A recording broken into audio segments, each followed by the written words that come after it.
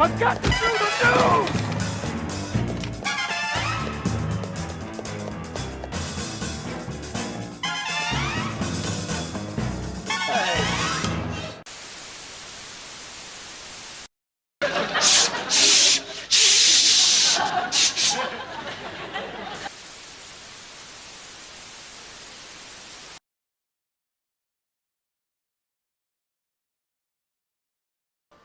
Do you know these tits, Errol? I know a lot of tits, Governor, but I don't know any quite as stupid as these two.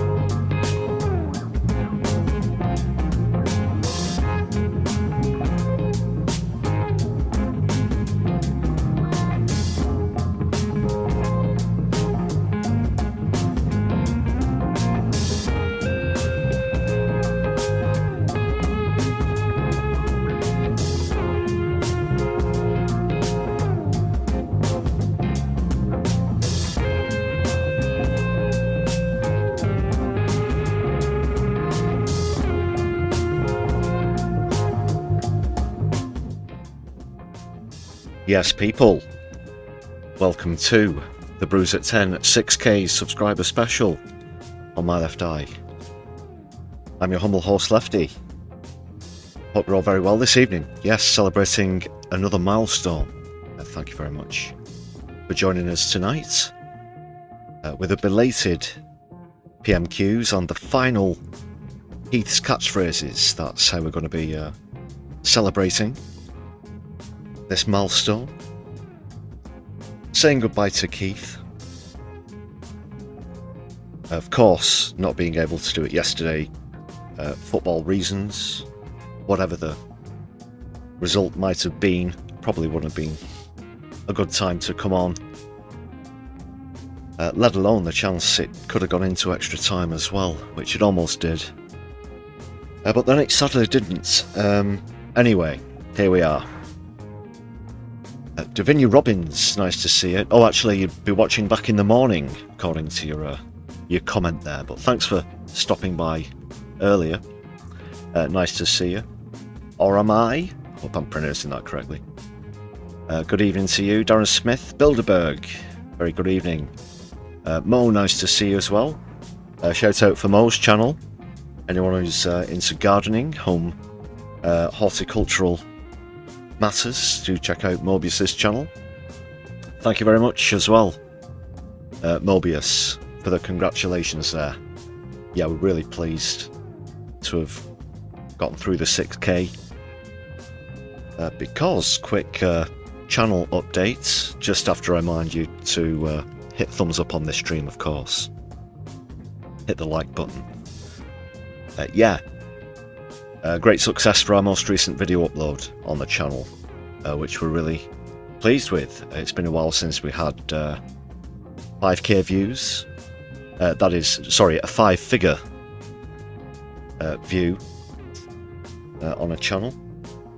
and it's still going pretty strong actually, so thank you very much for all of your shares and hypes and everything, and for your comments as well on that one. Hope you enjoyed it. Quite surprised actually, because in all honesty, you see you get a few insights into the channel when you watch the live streams. It was pretty much the third time that we attempted to publish it. There were issues, slightly different version of the opening originally. Two particular reasons. There would have been AI in there, and we are of course trying to avoid using AI as much as possible on this channel. This is a human-made channel. We do celebrate that fact. Second fact, there was a song basically in there that of course couldn't be used for reasons. It was a shame actually, because it was a pretty good mashup in honour of Binface of course. But it seems that people like the edit that we've done anyway. It would have, yeah, who knows. Thanks again.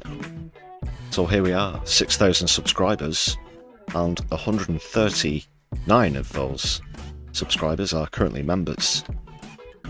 This is the latest list. Thanks again for all of your contributions with gifted memberships. It's been great to see a lot of people celebrating month anniversaries recently.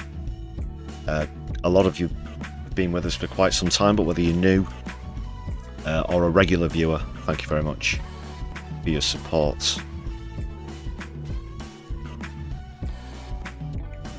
So Super Chat is also open if you're watching live, or before the stream ends. And super thanks as well if you're watching back later on. There's the Buy Me a Coffee page in the description of any content on the channel if you're looking for the link for that. I've mentioned hype points already.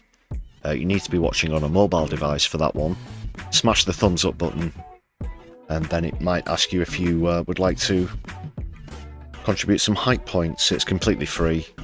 YouTube regularly renew your hype points. Doesn't cost you anything. A simple gesture, but thank you very much however you choose to support the channel. You're a great bunch. Can you dig it?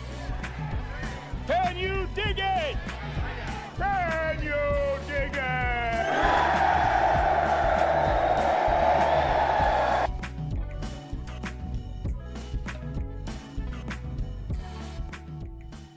Can dig that.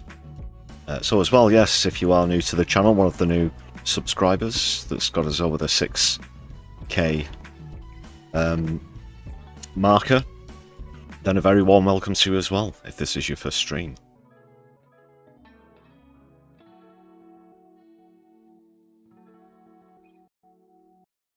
Of course, Keith's final PMQs and the final Keith's catchphrases being the main bulk of tonight. After that, we're going to take a look at hot seats in Clacton. We've prepared something, a particular celebration of all the excellent memes that have been going around recently, because, well, let's say they're not in short supply where Binface is concerned. We'll be focusing on Clacton as the hot seat.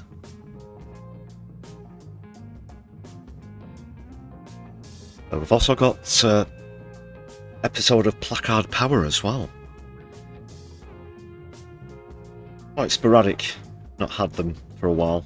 That's basically where we take the piss out of the right wing, if anybody isn't familiar with that one. And if you're not familiar with Keith's catchphrases, you're wondering what lunacy I'm spouting here, don't worry, all will be revealed and explained before we get into PMQs. I'll be giving my real-time, well, not real-time, sorry, I'll be giving my analysis as we go along. I've not seen this before. First time is what I was trying to say there. So yes, no spoilers in the chat please, I haven't seen this before. It's a first time watch for me. We will be playing a game along with it, of course. The final one! The final one! Who would have thought it? Well, I guess we did. in not just a way, but in many ways. If you go back through our video content, of course,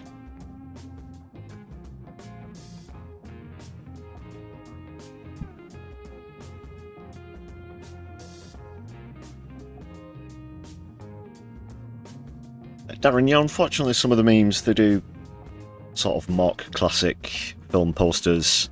In the case of the one you saw just before the stream started. Have noticed as well, recently a few people think that the stream's actually started, but there's no audio. Once you get a few minutes before 10, it's just a sort of pre-stream meme that we do. It's yeah, you know when it starts, when the video inserts or whatever begin. Just to explain that for anybody, for any confusion that might be caused by the pre-stream memes, as it were.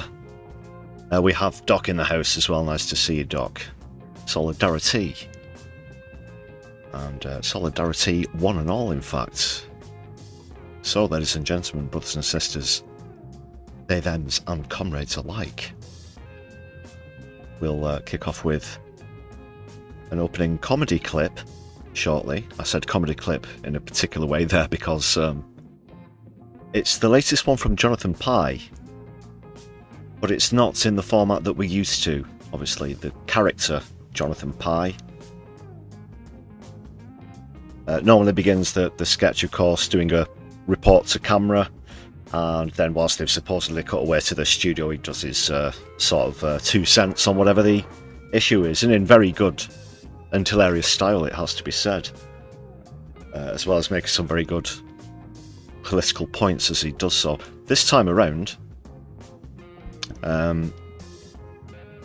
it's kind of a across-the-table discussion, a brief across-the-table discussion about Count Binface and the Clacton by-election. I thought I'd stick it into the comedy section, just obviously because it is technically Jonathan Pie,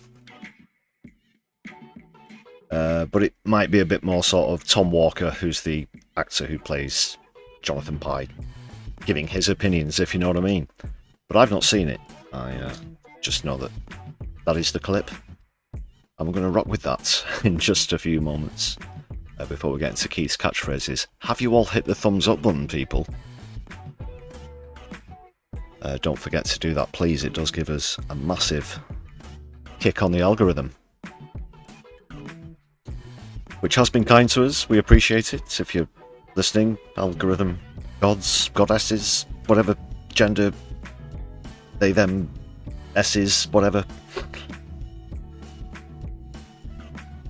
Yeah, there have been some tweaks apparently. I've sort of occasionally check out other YouTubers who talk about their channels and recommend things and alert people of changes as well.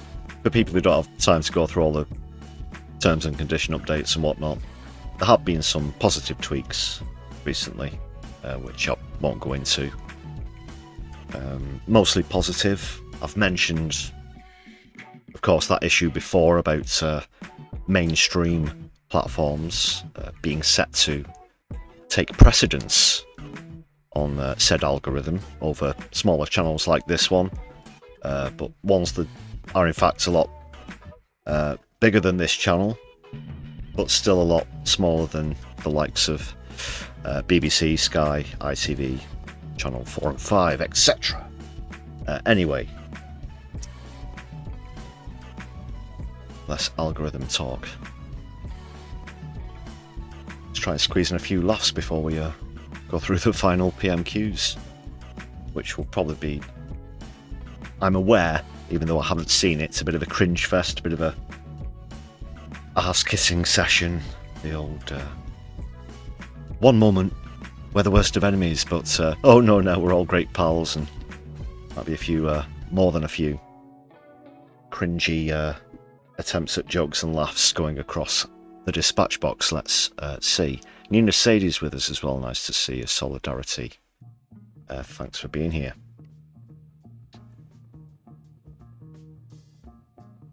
Right, I think we're ready, so let's get into Jonathan Pie / Tom Walker. Yeah. What I do love is that the fact that apologies. That should be fine, mate. Yeah. What I do love is that the fact that Farage has set himself up as the anti-establishment candidate. Yeah. Weirdly, if you really are genuinely anti the establishment, a vote for Binface is pretty much an anti-establishment vote, right? It's this comedian who completely takes the piss, does not give it any weight or seriousness whatsoever. It's true. So as you can see, it's not really the Jonathan Pie guys, it's Tom Walker. Making a very good point. Of course, Farage was taking this completely seriously with his chicanery and whatnot. Along comes Binface and he could potentially pull the rug from underneath him. I've mentioned in the video, it remains the case. The odds of Binface winning are about 5-1 against, which is not astronomical by any means. Much strange at 5-1. You can pick a lot of things where that could happen frequently. Anyway, let's see what Jonathan / Tom has to say. And in doing so, exposes how ridiculous the establishment or those political kind of norms are. He is an anti-establishment vote. And if I was in Clacton, I would sort of not just vote for it for a joke. Like I say, it's like that bit in Brewster's Millions where he runs a campaign. It's like, I vote for none of the above. It's an interesting part. It's like the fact that we can spoil our paper. It's an because we don't get that option. UK, none of the above. Which I prefer to be titled, fuck off. I'm not putting a cross next to any of this crap, or whatever. So instead, we can spoil our ballots, as he says there. Of course, none of the above something that they have in the States. Interesting exercise in democracy, spoiling your paper. Turn up, but then don't vote. I don't know. I think it's slightly more interesting than the comedic conceit itself. Yeah, does that make sense? It does. But I do think it's deeper than that. I think 1 week of this, hilarious. 6 weeks of this, he won't have as much to say. So he might need another joke policy. Maybe that. Maybe Weatherspoon should have to sell actual spoons. This is what he's going to need. He's going to need new stuff to say. I've looked at his manifesto. Of the weather on the tellies, do they have TVs? Yeah, they do have TVs and Weatherspoons. What's the thing? Oh yeah, most of them don't play music. That's most of them. Some do. Like the Paramount here in Manchester, for example. It's in the print works. Anyway, the other one was the 99p flake one, the price cap there, which is a really good one for a seaside town. How that would work out economically remains to be seen. That there could be potentially distributors, vendors not making so much of a return. I don't want to sound like a Tory or anything, but I'm all for it, the 99p cap. I'm just right behind Binface as well.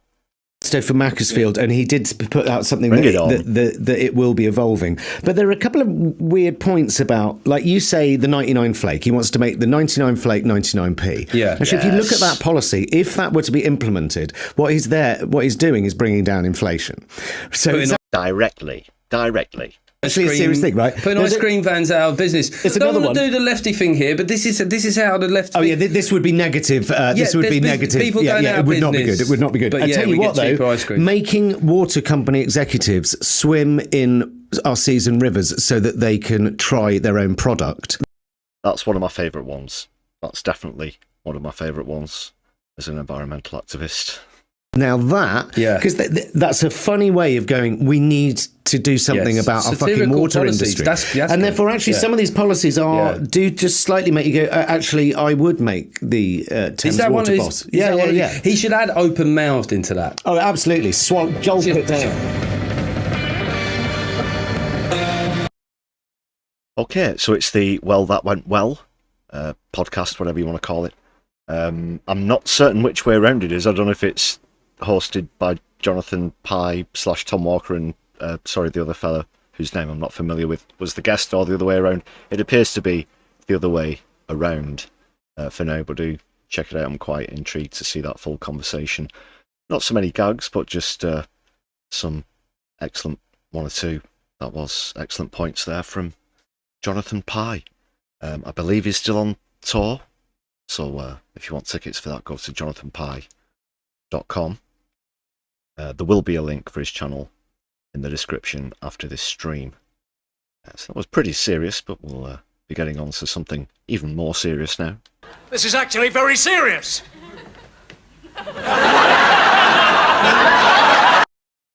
And yes, it seriously is the final Keith's Catchphrases. I can't believe that it's happening. It will be quite bizarre.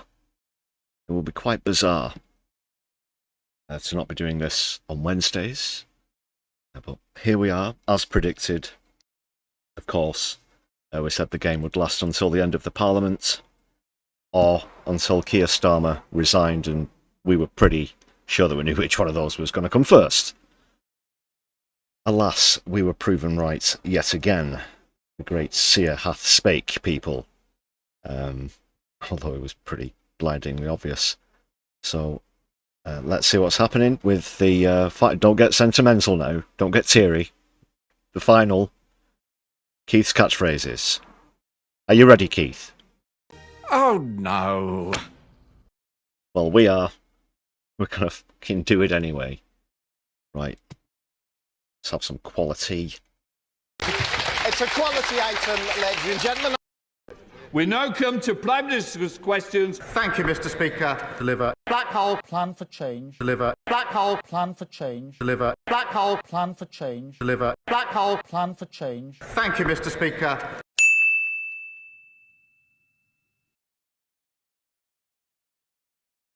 Yes, it's pretty simple. We self, obviously, Keith's Catchphrases, that's the name of the game. It is a league. There are 10 contenders in the league, and it's a winner stays on format. That is, unless someone happens to have played all the other contenders, which has actually happened. We do have a crowned champion in the form of the word security, whose lead is now unassailable. Will not be participating this evening regardless. Third rule, sorry, it's winners stay on unless it's a draw as well, in which case both contenders are replaced. Third variation is allowed. I'll be the judge of what passes and what doesn't. Past tense is pluralisation, that kind of thing. I'll do my best to keep my ears out for the phrases. There is a condition regarding one of them who isn't contending tonight that I'll get onto when we get through PMQs itself. But yeah, I'll be the judge of what passes where the variations are concerned. And within the league, it's 3 points for a win, 1 point for a draw, nothing at all for a loss. So these are the current standings. As I said, you can see security firmly top of the league as champion. Postman Twat with Deliver, that's the one that's given me a complex long history with Postman Twat and Deliver. Just about 2 points shy of the champion. Tonight's contender, who's actually gone on a bit of a run, defending their win last week again, is Plan. So Plan's played 6, won 3 of those, drawn 2 and lost 1, giving them 11 points, 13 mentions. Change in 4th, Budget in 5th, and in the bottom half, Clear in 6th, Deal in 7th. The challenger this evening, Black Hole, one of the old classics, Black Hole there, in 8th position, so that is pretty much the only thing that could change the league standings if Black Hole goes on a bit of a run this evening. You never know when Keith's in the mood. Fix is 9th there. You can see Knob the Builder representing Fix down towards the bottom, but not right at the bottom, because that onus is on Inheritance with not a single point or mention. That's the way it is. So yeah, like I said, the only change that could happen would be if Black Hole goes on a bit of a run. That's just about as much tension and drama as I can create before this thing. We'll see what happens, or we'll plan. Continue the run and solidify their position in third, I think it was. Okay, let's get going. Aaron Gray, nice to see you in chat. Adam Gordon just joining us also. Right, so it's Plan versus Black Hole, as you can see there in the top left of the screen. Just make that one a bit bigger, actually. Yeah, there's room. Sometimes it cuts off the speech bubbles. Black Hole there, of course. There is a hidden feature, as I mentioned. I'll be keeping my ear out for that. All will be revealed if it comes up. You'll hear this noise if any of the contenders are mentioned, so let's get to it. Is Lindsay ready? Almost forgot to ask if Lindsay's ready. He is. Then we can begin for the final time.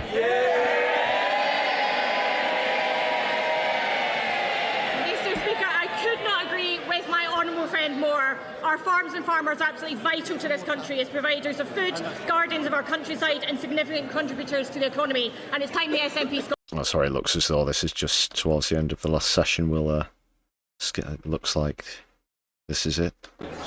Before we move... You know, how many times do I have to bring it up? Given the title of his job, he can't really get his words out very well. Let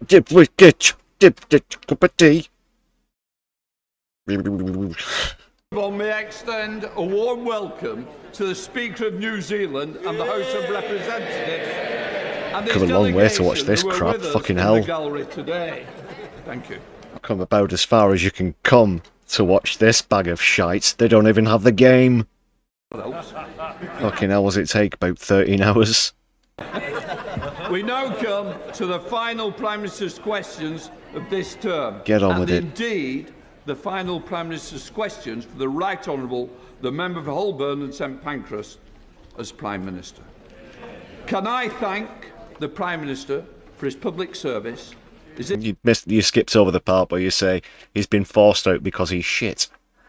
And then someone who got a single-digit percentage in the last party election leadership challenge that he stood in is now going to walk in unopposed. You sort of skipped over that bit, which is an absolute farce of a travesty, of a sham, of a travesty, of a farce. Yeah.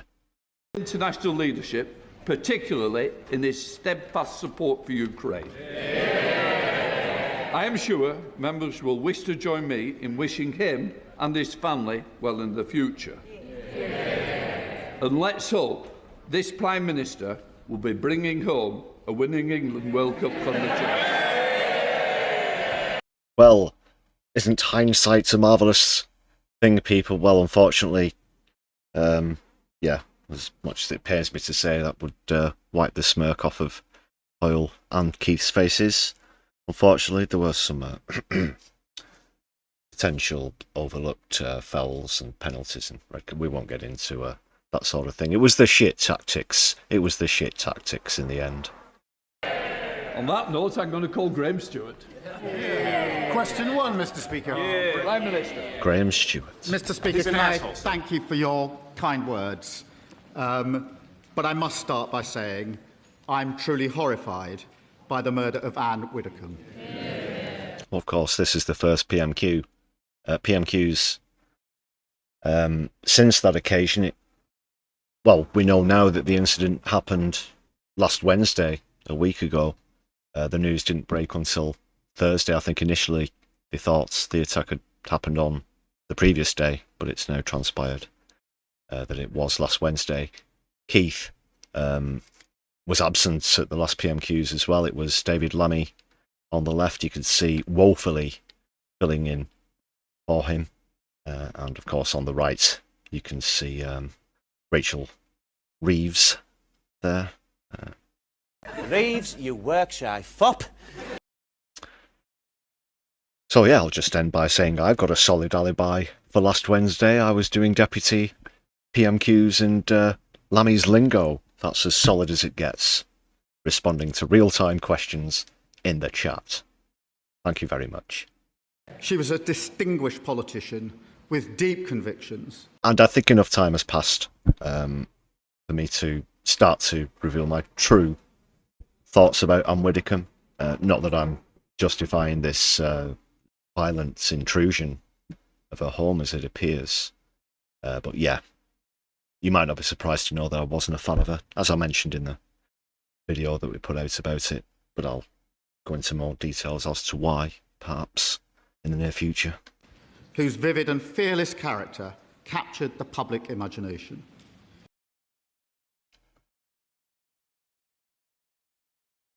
One quick moment, people. I've got a freeze here. Just take a couple of seconds to sort.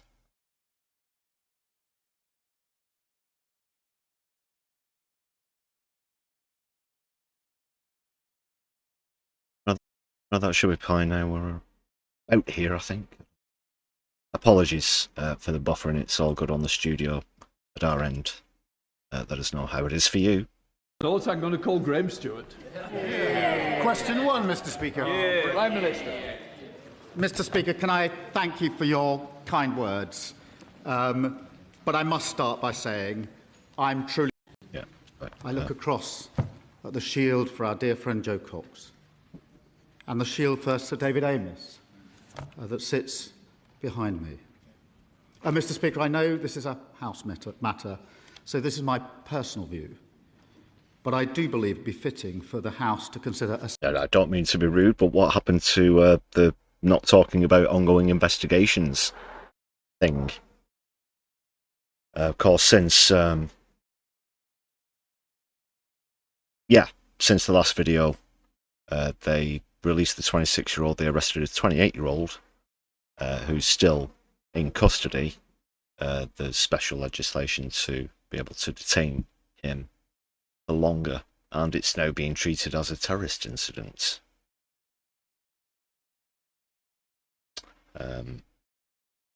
So Starmer doesn't normally speak about ongoing investigations, of course, unless some ambulances get attacked or whatever.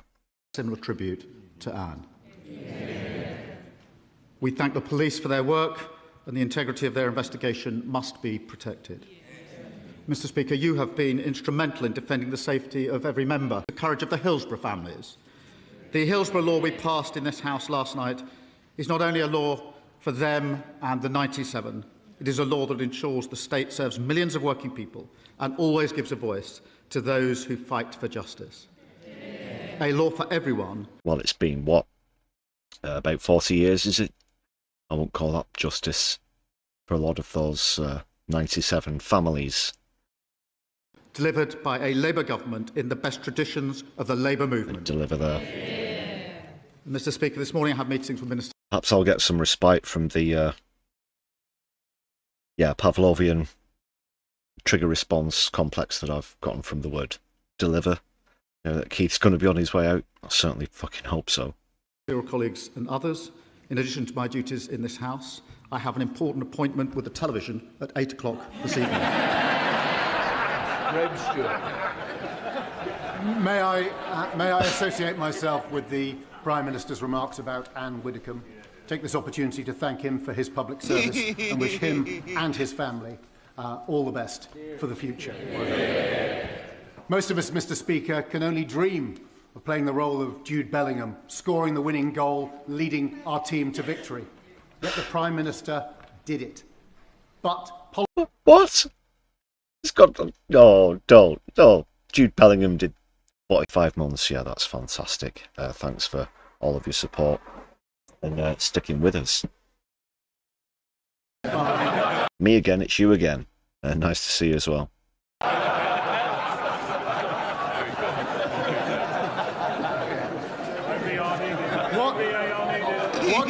What advice, Mr. Speaker, does this Prime Minister have for the Right Honourable Member for Makerfield to ensure that he, unlike himself, doesn't end up with an early bath. Don't give him a chance to come back with the joke. The first and sadly probably the last time I'll be compared to Jude Bellingham. But I thank him for that. And on the question of red cards, I can't tell him how much incoming I had a week ago Monday after President Trump intervened for their red card. I hope it's not like this all the way through. Can I start by kissing your arse? For me to get the England red card adjusted, just for the record, Mr. Speaker, I didn't attempt. But for my successor and for the England team, I won't give advice. I will simply give my wholehearted support. And Mr. Speaker, just for the record, I don't care what the score is tonight, as long as we win. Thank you, Mr. Speaker. No comment apart from to comment that there is no comment. Can I take this opportunity to thank the Prime Minister for his many years? I missed that. Sorry. Speaker, just for the record, I don't care what the score is tonight, as long as we win. Thank you, Mr. Speaker. Can I take this opportunity to thank the Prime Minister for his many years? A strange question. Can you take the opportunity to thank the Prime Minister for his many years? He's not that old.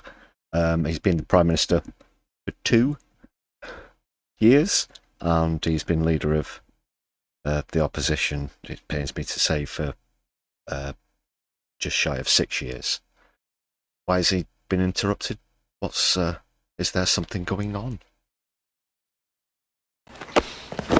What the fuck is going on up there?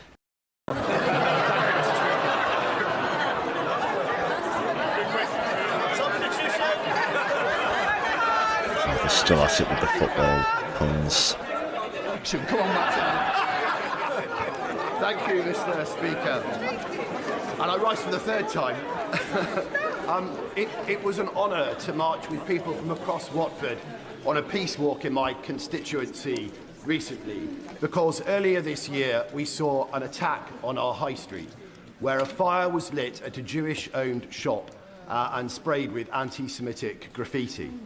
Additionally, mosques in Watford have been subject to Islamophobic attacks and intimidation.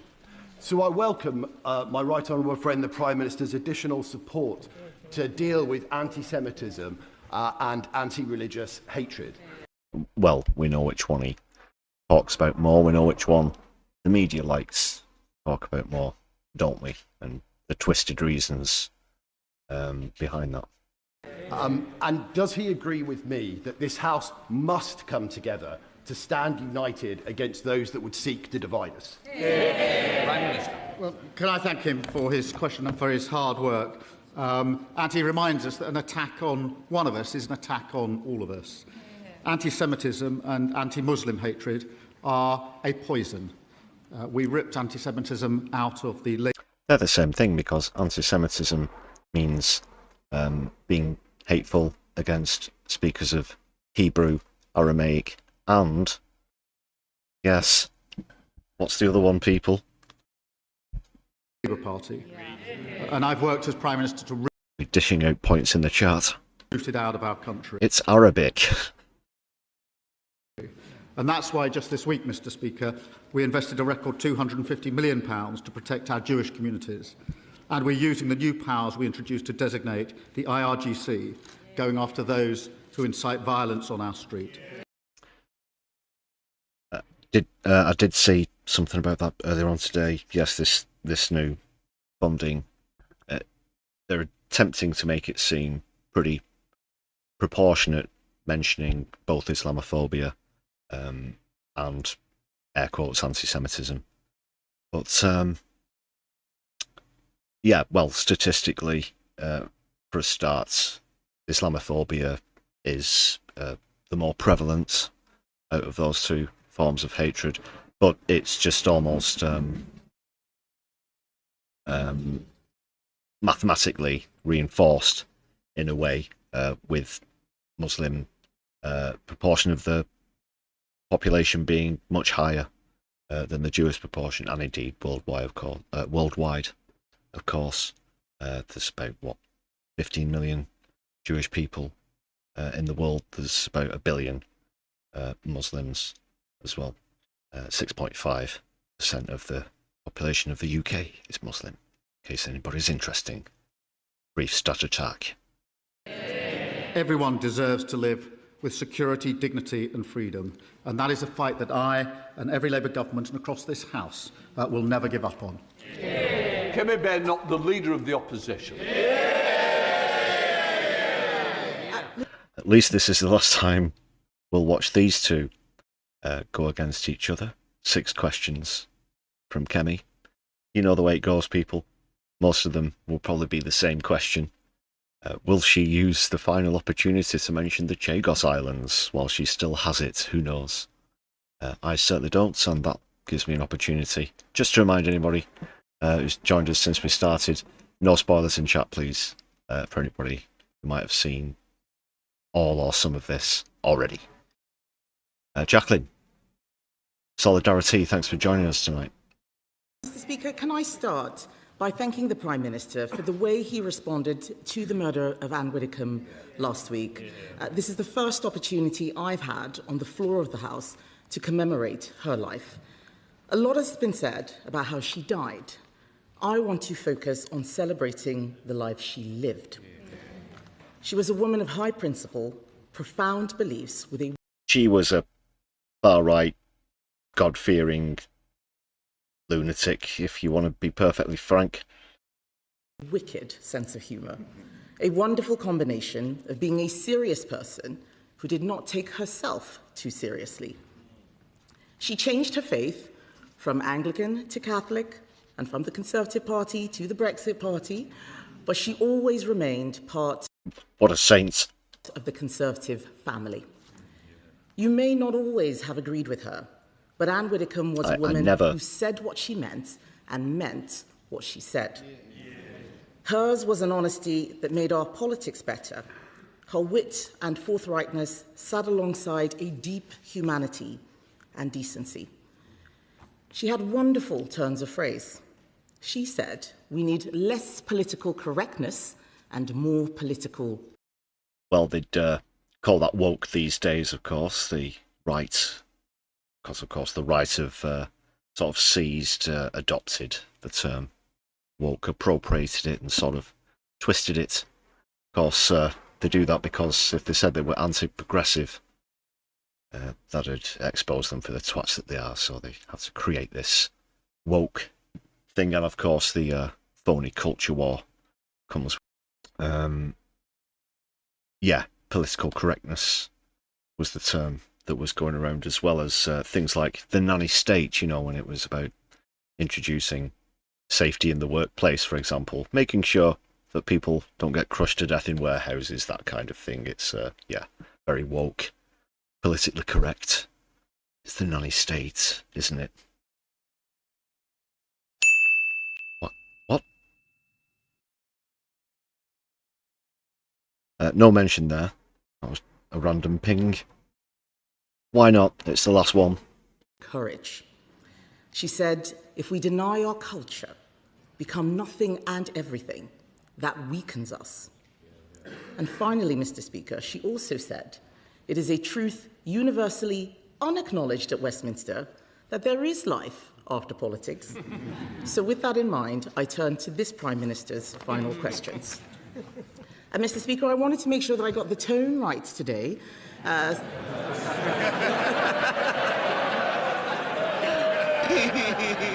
So I looked back at his final questions to Boris Johnson, and luckily for him, I plan to be much gentler than he was that day. Week after week, the Prime Minister and I have clashed at this dispatch box and rarely agreed on anything. And now you're going to kiss his ass because you're all part of the same fucking club. You're just 3 or 4, however many cheeks of the same, apparently severely disfigured arsehole. But there is one thing I did admire.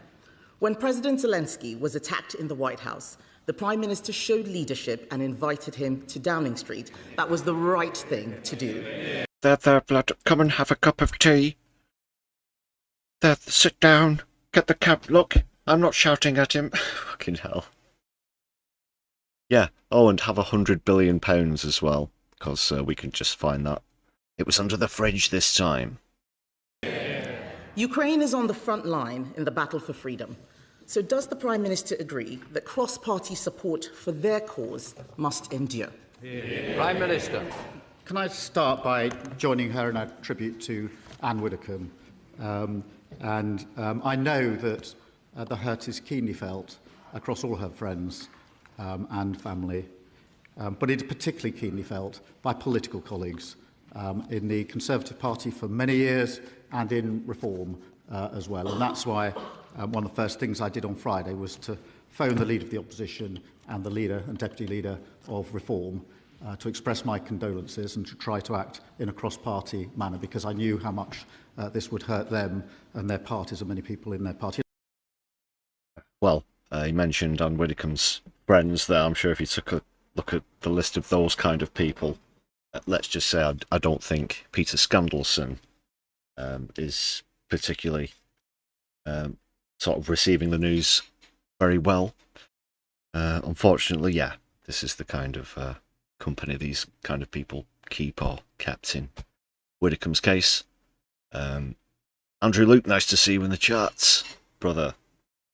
Very warm welcome, Solidari-Tea. Andrew's got a channel of its own.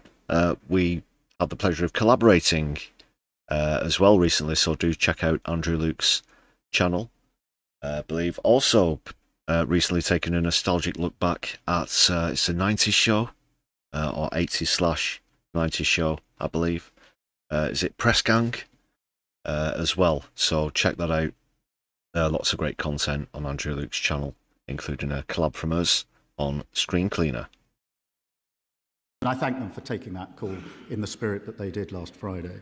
I thank her for her comments about Ukraine. We have stood united on Ukraine in this House. We supported the last government in the approach that they took, and we've taken that approach on. That meeting with President Zelensky, the day after he was evicted from the Oval Office, he left alone.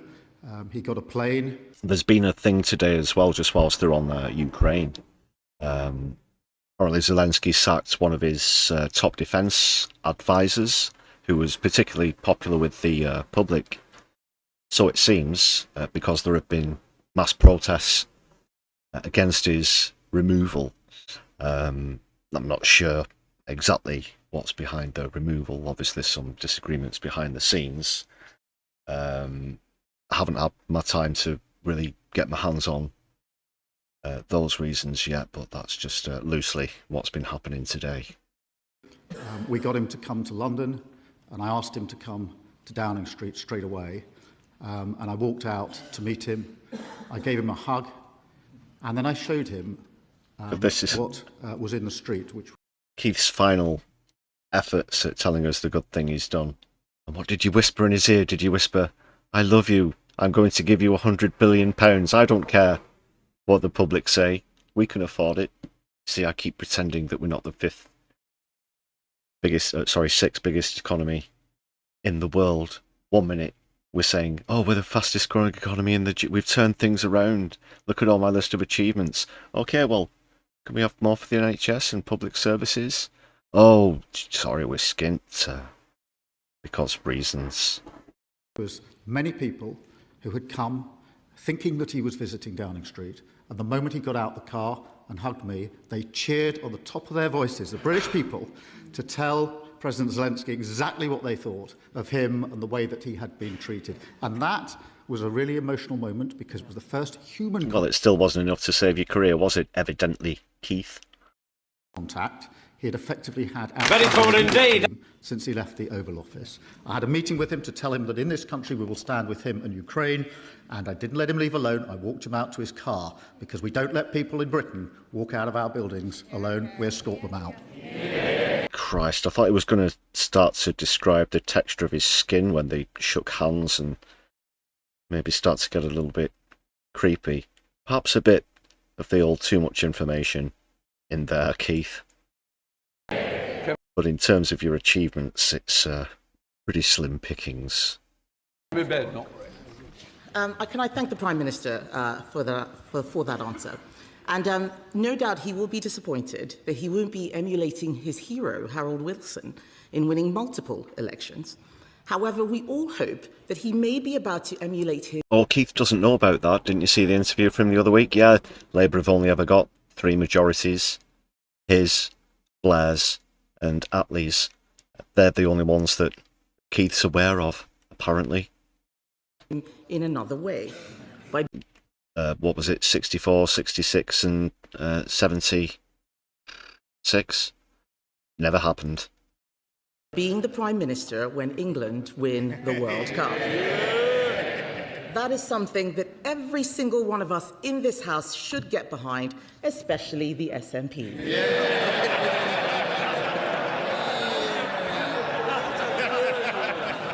I wouldn't laugh so loud if I were you. There's a good chance the SNP are going to end up being quite significantly bigger than the Conservative Party at the next general election. The way things are going. Mr. Speaker, as leader of the opposition, the Prime Minister led his party to a landslide after a historic defeat. Loveless. I fully intend to do the same.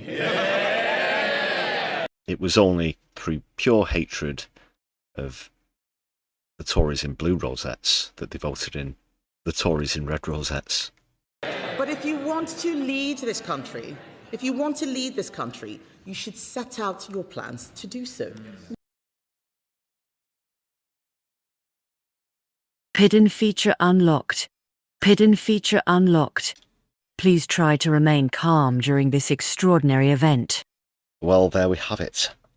Yes, leave. We'll also accept go, other slight permutations. So Kemi's been actually the first one to say it. I actually thought it was going to come up before then, but it's 1-0 now. You'll see the hidden feature gets its own a little corner here.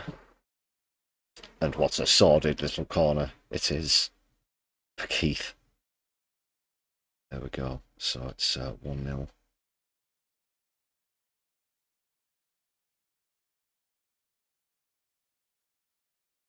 No score in the main game, still no mention of plan or black hole. He will, of course, go on further diatribes about his so-called achievements, I'm sure, and the shortcomings of his predecessors. We have, but one politician intends to spend the summer avoiding scrutiny, refusing to set out his plans.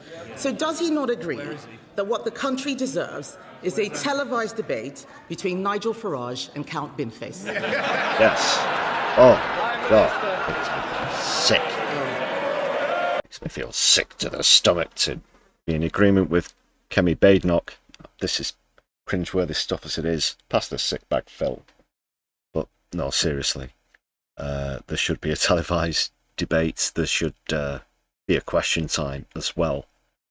We know what Farage is like when it comes to dodging proper scrutiny on the mainstream platforms.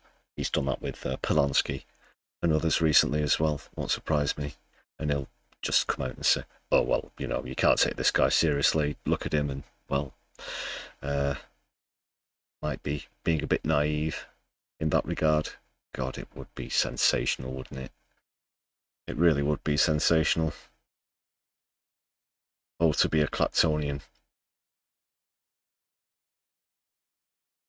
Let's crack on.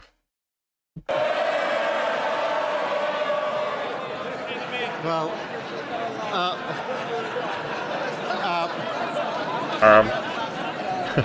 Mr. Speaker, they intend to spend the summer arguing with the bin. My advice to everyone is... That is Count Binface to you, Keith, and that is potentially the next Member of Parliament, the Right Honourable Member of Parliament for Clacton-on-Sea, I'll have you know. You brill cream fog. Put your vote in the bin. Mr. Speaker, can I just say that I'm delighted today that we are joined in the gallery by some of the people I've met across the country in opposition and in power. And these are the people in the gallery today who... Selected your own audience for your own goodbye party. Have you? Have they all got We Love Keith t-shirts on that you distributed personally, and they've all got their own names as well? Okay. Who wants a t-shirt? Hooray! Who are in my mind's eye. People like Trevor and Lewis. They worked together at JLR for over 30 years, and I visited them just before we got the deal with America when tariffs were threatened, and I faced the entire workforce that day who were very, very concerned that they were going to lose their jobs because the tariffs would not be possible for JLR. And when we went back, when we got the deal, I took the call from President Trump at JLR in Solihull so that they could hear the deal and they knew exactly what it would mean for them. Look at Reeves grinning away like a fucking Cheshire cat there, like this, you know. She's going as soon as Keith goes as well. That's something else to look forward to, at least. Because she's, yeah, equally terrible. Reeves, you work-shy fop. The only mistake I made was putting it on loudspeaker, which of course is always a slightly unpredictable thing to do when you've got President Trump on the other end. But luckily, he agreed the deal and the cheer went out. But these are the people across the galleries who are here with us today that are always in my mind's eye. Okay, Ben. My left eye says, don't let the door hit you on the way out, Keith. Mr. Speaker, I know how much the Prime Minister has come to enjoy our exchanges. In fact, in the King's speech last month, he told me that on difficult days, my input was always a ray of sunshine. He might not have answered many of the questions I asked him, but at least he turned up. It is important to respect Parliament. So does the Prime Minister agree with me that his successor should come to this place and answer questions rather than scurrying away for the summer? Prime Minister. There's always a break during summer. It's called the summer recess, Kenny. Don't you know how Parliament fucking scurrying away for the summer? Everyone scurries away for the summer. It's generally based around the kids' holidays, probably because most of them don't want to subject their butlers and other staff to the little shits that they've brought into the world, of course, for a duration of weeks. But we will be back after the summer recess. Of course, it looks like it's going to be Burnham instead.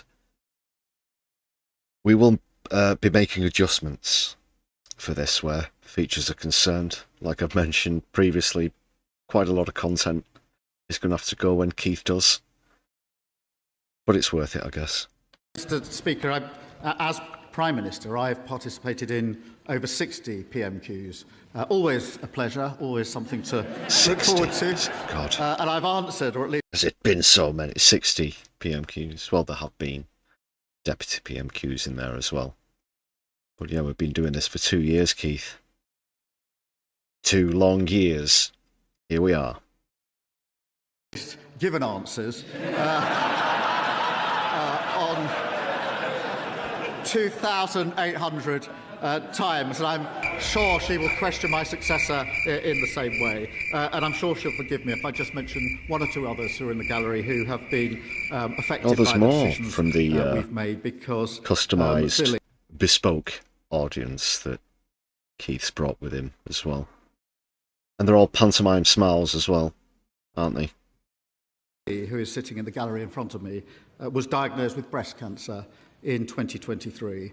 She was there, Mr. Speaker, when we launched our plan for change, and she's been a tireless... Oh, and we're off in the main game.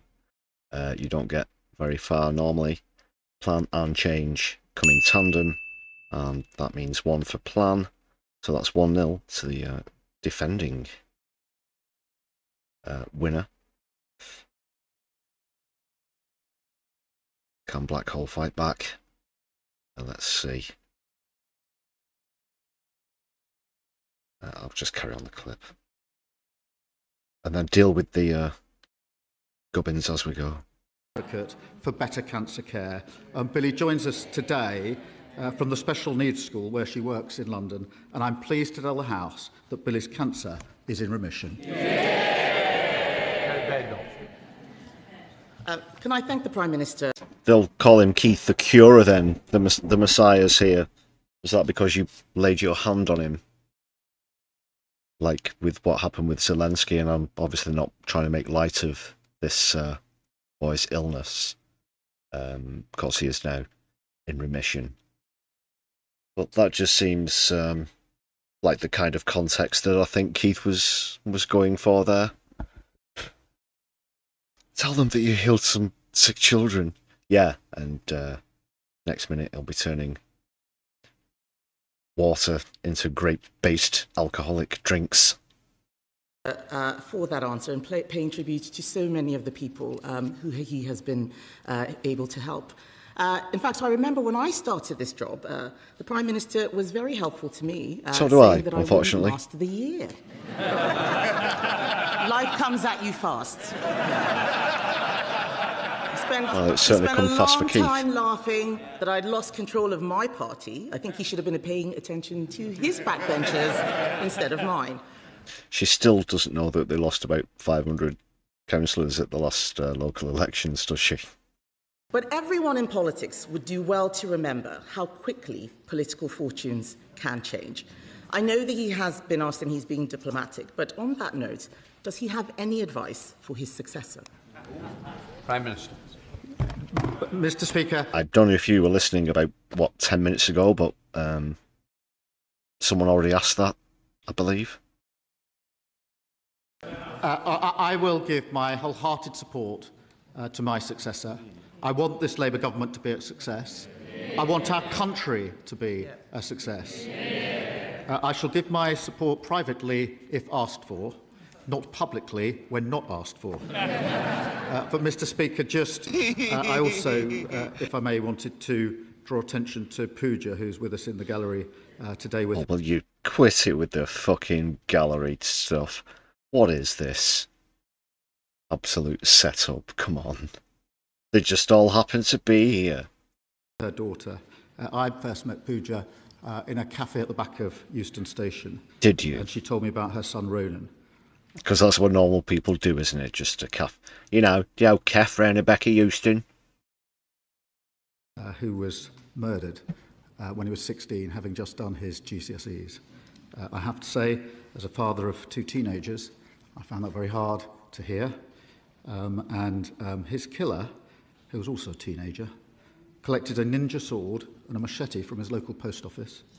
He bought them online using a parent's credit card, a fake name, with no ID checks. And when I heard that, I said to Pooja that I would campaign with her to get the law changed and make a commitment and a promise to her. And that's why we passed Ronan's Law, driven by Pooja's inspirational campaigning. And today I'd just like the opportunity to thank her for that.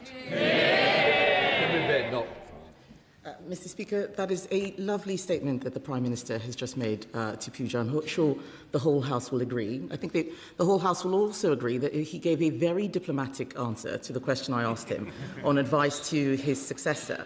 And having heard it, I say this to Labour MPs, like you always do, with as much goodwill as I can muster. We have been where you are. Changing Prime Minister is not a silver bullet. Indeed, it may be that the Labour Party's troubles are only just beginning. Solving the fundamental problems in this country will require difficult decisions. And you also need to know how to get things done. The Prime Minister once said that when he pulled the levers, nothing happened. Why did he think that was? Minister. Well, Mr. Speaker, we did pull the levers. We pulled the levers to stabilise the economy, and we've stabilised the economy. We pulled the levers to strengthen our public services, and NHS waiting lists are coming down at the fastest rate for 17 years. We pulled a big lever on child poverty, and this government will be doing more on... 4 million children, Keith, 4 million children. We've got 156 billionaires in this country. You can't put the two together, can you? 156 billionaires versus 4 million children. Children, not people, children in poverty. Child poverty. Darren, thank you very much for the 5 gifted. There, let's update the total. That now takes us to 144. Thanks again. Can we please big up Darren in the chat, please, everybody? Solidari-Tea. Than any government ever, including previous Labour governments. We put the biggest investment into defence and security, and our international standing has been restored. But, Mr Speaker, we also pulled the lever on the individual cases that matter, including individuals like Carla, who's in the... Well, you pull the lever that is the door handle and then open the door and fuck off as quickly as post-haste possible. Gallery today. It was one of the parents that came to see me about online harm and the harm it can do to our young children, and that's why we banned social media for under 16s. And Daniel, who's also here with his son, who spoke to me many times about the struggles he's had with the cost of living and the need for a safe and poverty. It's called poverty. Secure home for every family and every child to grow up in. And again, they're the people, Mr Speaker, 4 million. that matter more to me than anything else, because it's their lives that I think about when we make decisions in this government. Final question, Kevin. Thank you, Mr Speaker. So for my last question, I mean, the Prime Minister may not think so now, but it is a tribute to him that not a single sitting Labour MP could beat him. Not the member for Ashton-under-Lyne. That thought did actually come across my mind, Kemi, and it just shows the state of the Labour Party. Contest? You want to describe this as a contest? You know, normally it's pretty sensational. Leadership contests, there were, I can remember going quite far back now, pushes against Theresa May from Jeremy Corbyn for votes of no confidence. She managed to survive the one, of course. So it's normally, and then leadership challenges in general are pretty sensational as it goes. But nothing. She mentioned Ashton-under-Lyne there, not a million miles away from where this live stream's coming to you from tonight, people. Of course, they can't say Angela Rayner, but I can.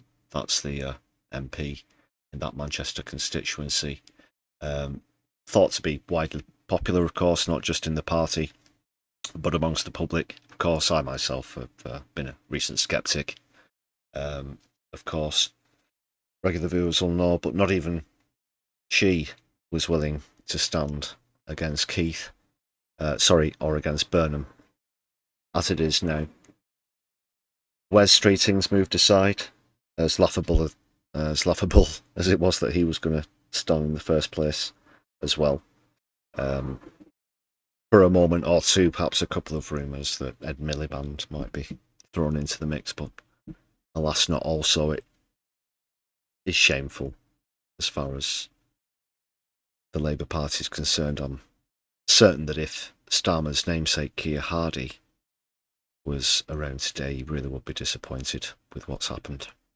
Who couldn't count her taxes, not the member for Sheffield Heeley, who couldn't count how many phones she'd lost, and definitely not the member for Ilford North, who couldn't count to 81. This is my last exchange with the right honourable gentleman, and I know how much his wife and children mean to him, and that they are in the gallery today. As everyone here knows, our families make a huge sacrifice for our choice to enter public life. So I hope he will allow me to draw our time together to a close by thanking them for the love and support they have given him throughout his time in office. Prime Minister. Can I thank her very much for that? That was revolting. The last question I'll face from the Leader of the Opposition. That was so revolting. It's literally an insult to the word love. It really is. And so let me wish her well and her family. We have had robust exchange. No hard feelings and all this. Both just a pair of fucking sociopaths. Across this dispatch box. But she has extended kindness to me privately at very difficult times, including when there was an attempt to burn down our family home. Oh, fuck off. You'd not lived there for fucking ages. She reached... Oh, I'm surprised to see him bringing this up, actually. Yeah, these Ukrainian gentlemen who were Ukrainian. It was put in the press that they were Russian speaking, of course, implying that they're Russian. There are large swathes of Ukrainians, of course, that even linguistically prefer to stay with Russian than the Ukraine dialect. Regardless, he's bringing this up, of course, controversial things. What about these three lads then, Keith? Huh? Why would they do that? Why? What's their current profession? What are they all about? Out to me, and when my brother died of cancer, she reached out to me privately, not across this dispatch box, and I thank her for that and the tribute that she's just made to my wife and children, who mean the world to me. I do thank her for that. She knows this is robust, and it has to be robust, and that's the way politics is done. But the kindnesses that sit behind it privately are often just as powerful, if not more powerful, and I thank her for that. I also stood at that dispatch box, Mr. Speaker, for 4 years as leader of the opposition. I know firsthand. After you underhandedly usurped the previous leader of the opposition, you duplicitous monster. It's the most difficult job in politics, and that is what she is doing. When I did so, Mr. Speaker, we had just lost the 2019 election, which nearly broke. Yeah, because you went, hey, I'm not going to tell Corbyn that I'm going to make an announcement about a second referendum on the EU. He's going to have to answer for it, of course. He's a really bad person. We all hate him. Yeah. We all remember. Don't bring that up. Don't bring that up. Because, well, how can I put it so bluntly? It will always remain now that you're on your way out that he will still have got more votes than you did and ever could. My party. It was the worst result since 1935. We were found... No, Keith. It was the worst result since 2010 when Labour lost 91 seats.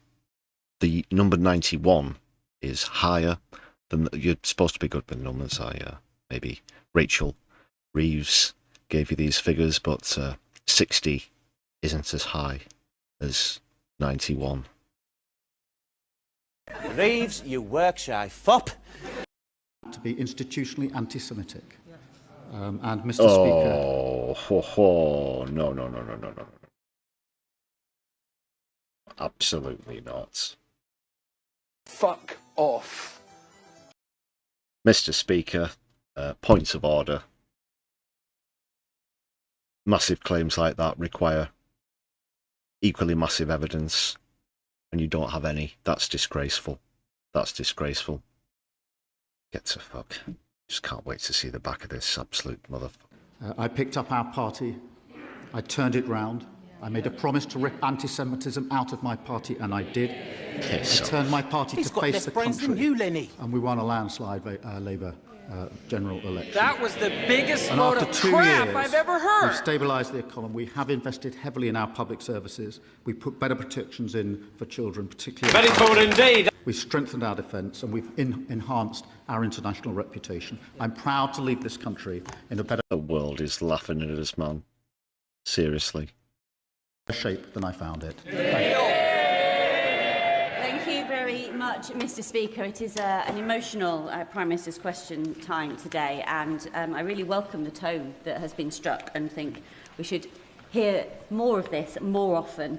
Last year, I convened a roundtable of stakeholders in my constituency to explore joined-up solutions to tackling the scourge of violence against women and girls. And I've been really pleased over the last 2 years the Prime Minister has made that central to his government's mission. He has ensured that spiking and sexual deep fakes have been criminalised, that police forces have been mandated to have rape and sexual offences teams, and it has embedded trauma support for victims across all services.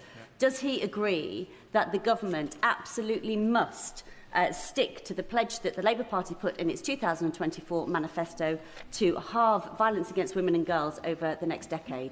Prime Minister. Yes, I do. Can I pay tribute?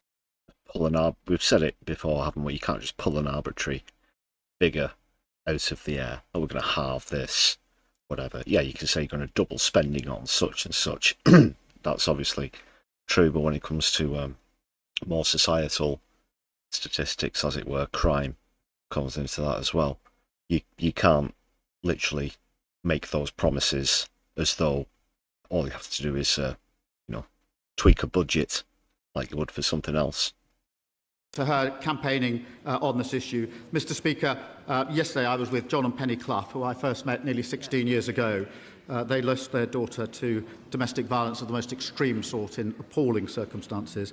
And in many ways, my journey campaigning on violence against women and girls started with them 16 years ago this year. I pay tribute to them and everybody else who campaigns on this. That's why we set the mission to halve violence against women and girls in a decade. Whatever role I do next, I will continue to campaign for that for as long as I've got breath in my body. Sir Ed Davey, leader of the Liberal Democrat. Jacqueline, good point in chat there. Yeah, it did appear that Kemi Badenoch was almost in tears for a moment there, which tells you all you need to know. If she's upset to see him go, what does that say about Keith? Really is absolutely dreadful. Thank you, Mr. Speaker. Can I associate myself with so many of the Prime Minister's comments today, but particularly his remarks about Anne Widdecombe? She devoted her life to public service, and her murder was truly horrifying, and I support his campaign now for a memorial in this chamber to her. Can I also thank the Leader of the Opposition for her tribute to Anne, and to remind the whole House and the whole country that we need to remember Anne for the way she lived her life. I have to make a confession. I've always been... Yeah, certainly will. I certainly disapprove. Slightly jealous of Anne for appearing on Strictly Come Dancing.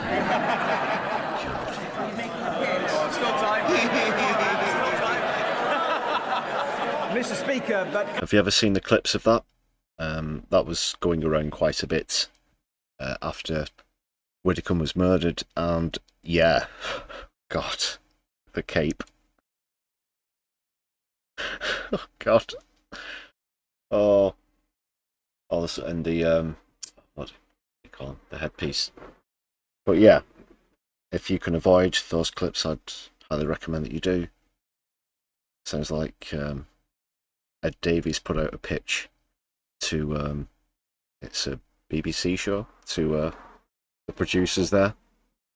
Can I join the whole nation, and hopefully every nation, in wishing England well against Argentina tonight? It's your fault. After their superb... See, it's Ed Davies' fault. It's not Ed Davies' fault. Of the proof now, retrospectively.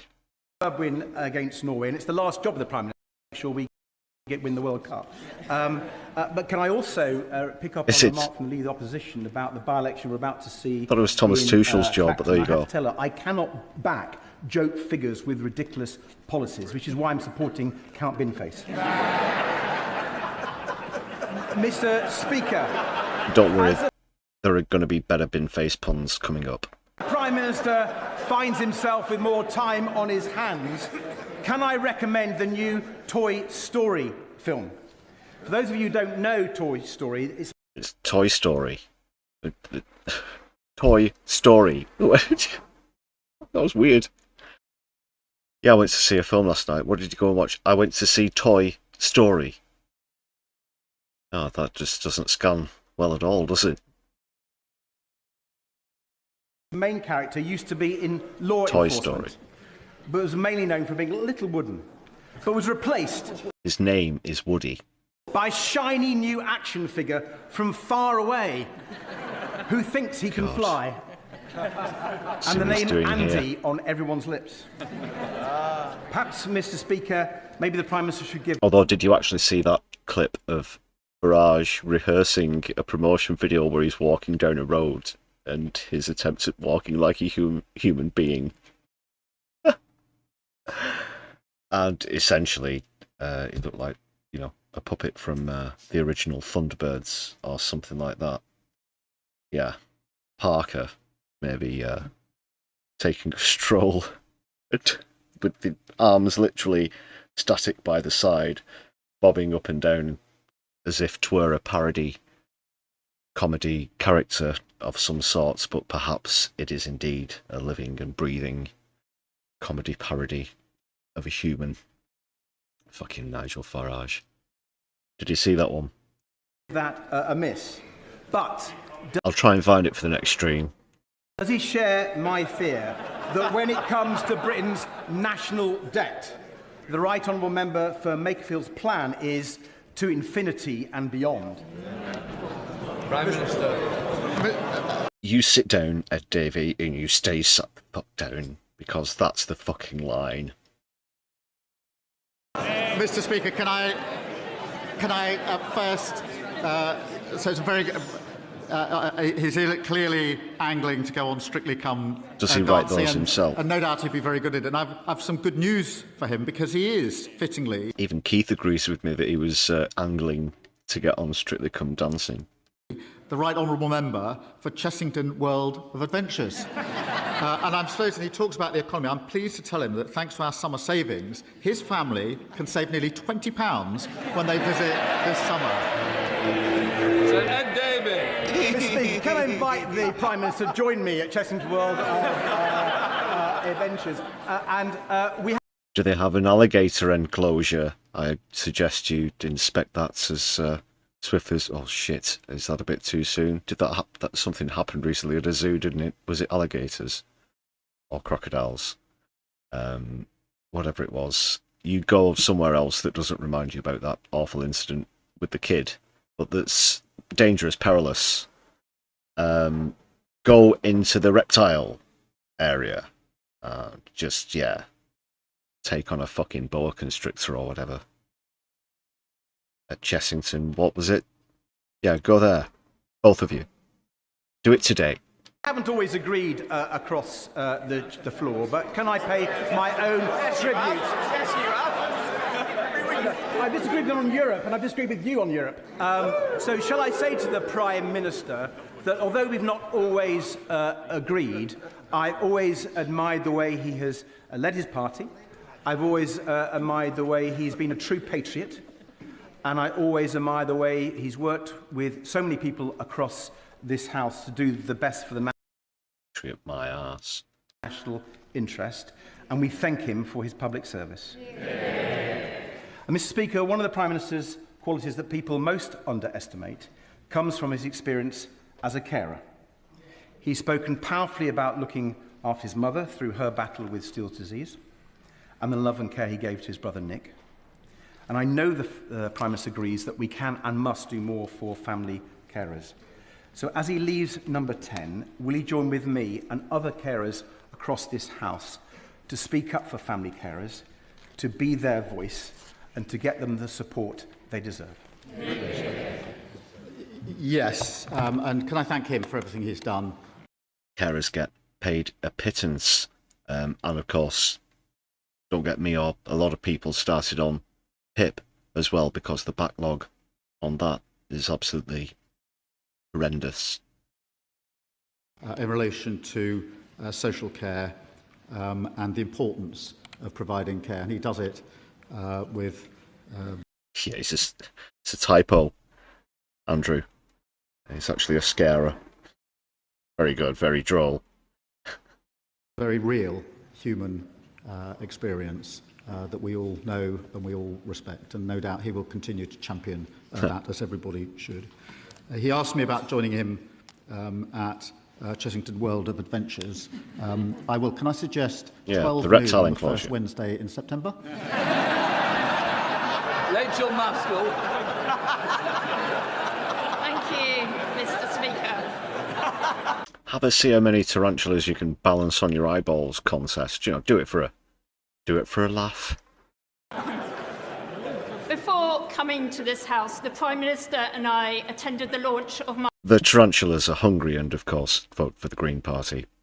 my uncle's book. It was entitled Fine Lines and Distinctions. And clearly, sometimes we've had those differences, but I genuinely wish him and his family well for the future. But before he places his pen down, I understand there's a tradition to leave. Ooh, places his pen down. That would be a very, very sort of tenuous link towards leave. I'm maybe tempted to give it. Maybe just out of the lack of action so far, and it doesn't count towards the league. So I guess, hey, fuck it, why not? It's the last Keith's catchphrases. Let's go crazy. So that's 2 now. Leave a note for your At least there's some successor. action. And in wishing all honourable members the very best of summers, I ask that he his successor, the Right Honourable Member for Makerfield, to enact my legislation to licence short-term holiday lets and ensure that we can protect our communities from family houses turning into party houses in our residential areas and ensuring we keep those housing costs down. Prime Minister. I'm not sure about notes for success. I think we left one in 2010, which didn't work too well. Mr. Speaker, I'm sure that my successor will look at our private members' bill, and I'm proud to have overseen the biggest boost to renters' rights in a generation. We've kick-started the biggest boost to social and affordable house building, and wherever people live, they deserve a safe, secure home that they can call their own. Was the 1.5 million, was it? How's that going? We're putting spades in the ruddy ground. What a lot of crap. Richard Tice. Thank you, Mr. Speaker. Whilst his own MPs may have sent him off without resorting to VAR, I have some good news for the Prime Minister. It's Richard Tice. Under his tenureship, 76% He's an of asshole England too, football sir. Gun matches is made have first been class. won, Philip asshole. which is the greatest, most successful record of any Prime Minister in history. So will he commit, in his remaining days in office, to carrying out whatever meetings, reviews, motivational talks to ensure his greatest legacy on Sunday is that finally football is coming home? Prime Minister. Can I thank him for this? I mean, I'm a massive football fan, so forgive me for being... I bet all you Scotch and Welsh viewers are loving this, aren't you? Well, fair enough. ...a nerd on this, but we've won 22... We did it to ourselves. ...out of 29 matches since I've been Prime Minister of the England team. We have got to get that to 24 over 31, which means we will win on Sunday. And Oh, well, you didn't. That's another target missed. Oh, God, I did a football pun myself there. Jesus, wept. Wish the team well. And, of course, Mr. Speaker, Inadvertently. it's only under Labour governments that we win the World Cup. And in that spirit, I'm sure the whole House will get behind the team. Might come third. Julia Batley. Might come third depending on how much Kylian Mbappe wants the Golden Boots award compared to Harry Kane. Speaker, basically. Watching the Prime Minister secure his legacy this week with the NATO summit and the Hillsborough Law, I wondered if he wanted to make it a hat-trick and support Shrewsbury... And another football pun coming in there in PMQs and in chat as well. Yeah, it was an own goal by me. Back there, they're coming in thick and fast. He. College's bid for a new construction skills centre. As the main post-16 provider in the county, our outstanding college trains over 10,000 young people. Can we have some proper... Can we have someone just stand up and say, well, actually, I fucking hate you and I'm glad to see the back of you, and so on and so forth. And we're complicit in a genocide as well, by the way. And adults, both A-levels and vocational qualifications. But this year's What's the applications are up by quality? 15%, and our buildings are full to capacity. In a rural area like Shrewsbury, with limited alternatives, hundreds of people could end up becoming NEET. Will the Prime Minister support their third attempt to secure capital funds and meet the growing need so we can open the Construction Skills Centre in September? You've got it, I've got it, you must. Mr. Speaker, I know that the College do not consider... The invitation to the local thing. Ha ha ha ha. Will he come and join us for the cheese rolling contest in Malton on the Naze? He has made a bid to the Post-16 and Construction Skills Capacity Fund to expand their provision. I've also set a target for 2/3 of young people either to go to university or to a gold standard apprenticeship, because I think we need to rebalance. We rightly applaud and put on a pedestal those that go to university. We need to do the same for those that are apprentices as well, and have a bit of rebalancing. Can we just speed up questions, because there's some people I really do want to get in to help everybody. David Chadwick, got it. Thank you, Mr. Speaker. 2 weeks ago, the news leaked that Powys Teaching Health Board is considering taking the beds out of all but 2 community hospitals in Powys, and 2,500 people have already signed my petition against those cuts. Does the Prime Minister agree with me that taking beds out of community hospitals is not a solution for the crisis in social care, and why didn't he prioritise fixing social care when he had the opportunity? Prime Minister. That can't have happened because he's turned everything around. It's lasted barely 2 years, but here we are. Mr. Speaker, can't be that. Got the plan for change. I would remind him that when his party was in the coalition government, they didn't do anything about social care. They simply cut all our public services, black hole. and we had to pick up the results of that. But, Mr. Speaker, I don't know the details of the particular case he refers to, but I'll make sure he gets a better answer than that in writing. Thank you, Mr. Speaker. Olivia. Yeah, I'm sure you will, as your top priority as outgoing Prime Minister. Add it to the list of so many other infinite top priorities that you've had. Transport's my #1 priority. Security is my #1 priority. The NHS is my #1 priority. Education is my #1 priority. Go through the list of every single minister and fucking department.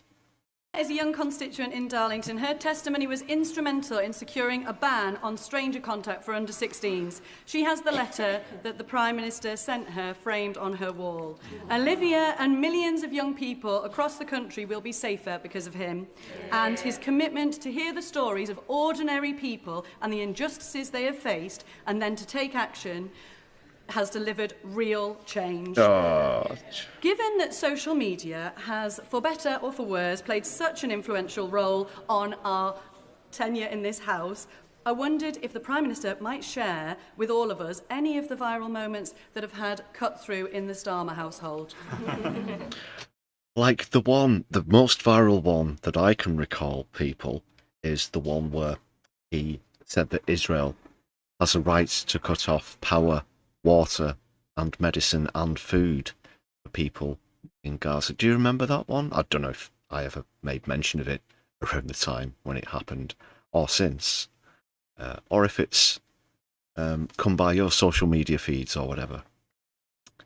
That's the one that's going to stick in my mind, I think.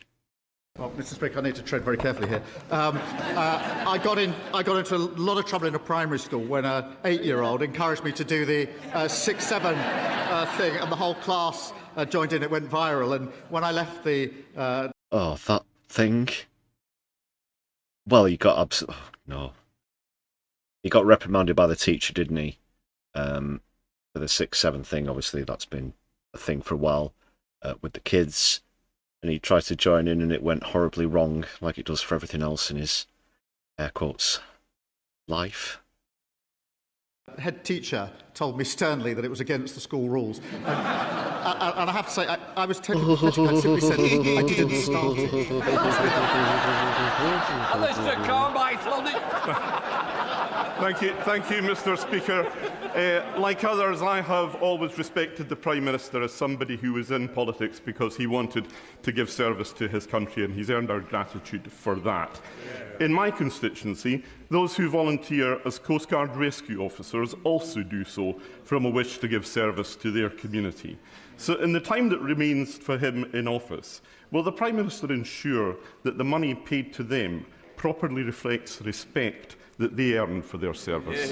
Prime Minister. Can I thank him for this really important question? I start by wishing him a very happy birthday.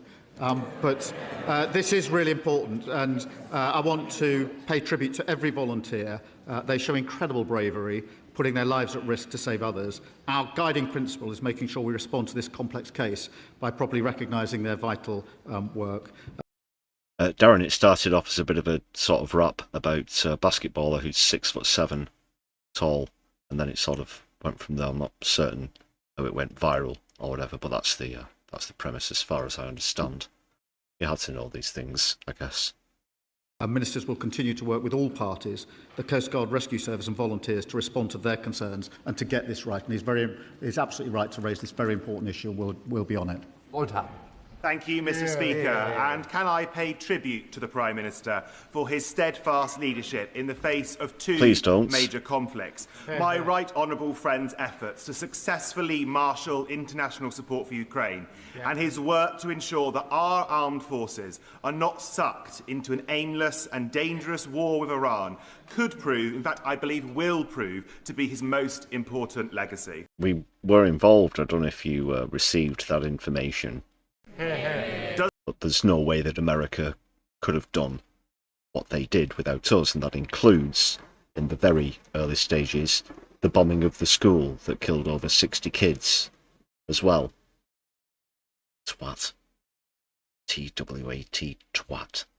Does the Prime Minister share my view that we must now use every diplomatic tool at our disposal, including sanctions against networks and enablers, to crack down on hostile states such as Russia and Iran? Prime Minister. Well, can I thank him for that? And I'm proud of the fact that we pulled together the coalition of the willing, Mr. Speaker. We did so because the usual frameworks, the UN... The coalition of the willing. Give me a break. Give me a break. The coalition of the willing. Sit down, Keith. Wouldn't work to do that. The EU was blocked by Hungary, and NATO wasn't the vehicle. That's us, America, and here. Palau. Because Ukraine is not in NATO, so we put together a coalition of the willing, led by the French and the UK, and now the Germans. I'm honoured that we're joined in the gallery by the Ukrainian ambassador today, Mr. Speaker. Let me say to him and all Ukrainians, we are united in this House against Russian aggression. That work began before I was Prime Minister. It will continue afterwards because No, don't continue his work. The reason you're having to resign is because of what you've done. The very last thing that the country needs, or the government needs, is to continue that. Back when you were asked what you'd advise your successor, Andy Burnham, to do, the Honourable MP for Makerfield, should have just simply said, don't copy me.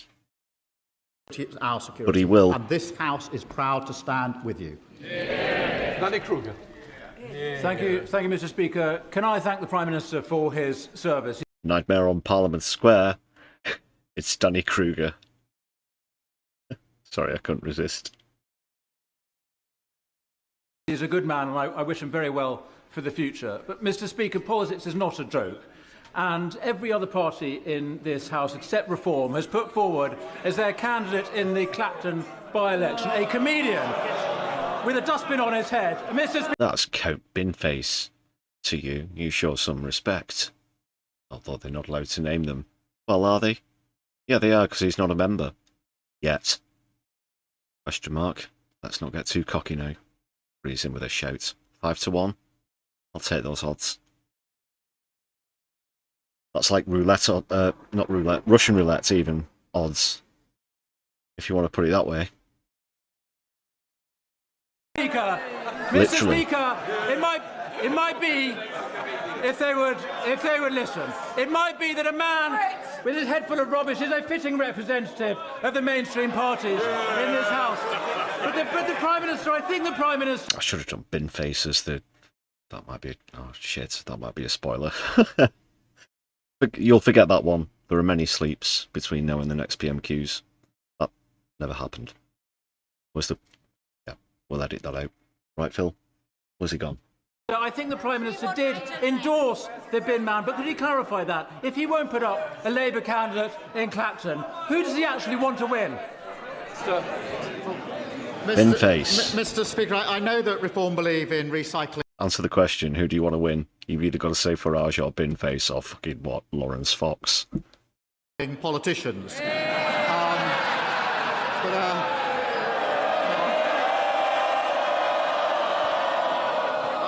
I wonder that's...